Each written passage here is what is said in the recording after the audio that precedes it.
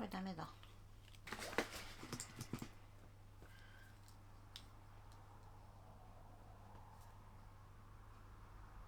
よしよしよし。ポッと。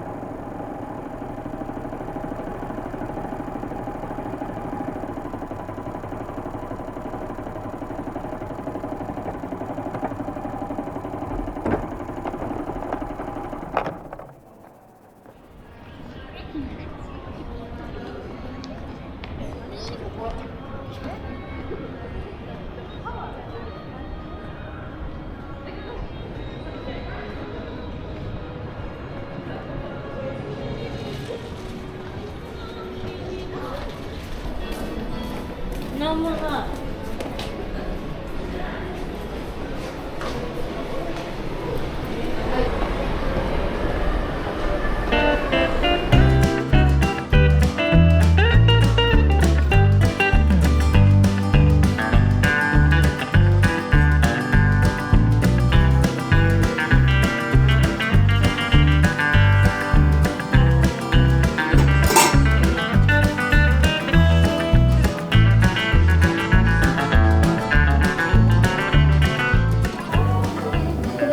はい、ありがとうございます。黒川熱くなってるので。はい。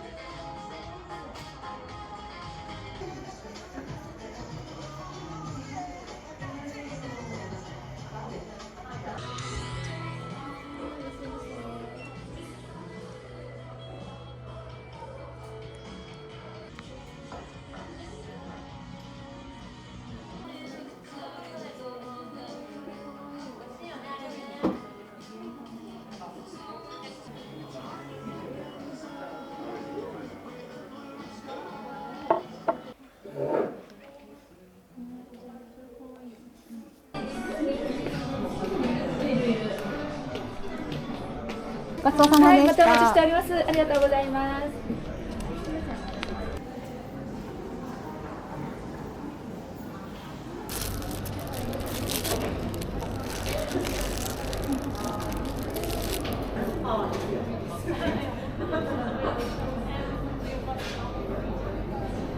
レグルの日持ちですが、常温で明日まで、冷凍保存で約1ヶ月になります。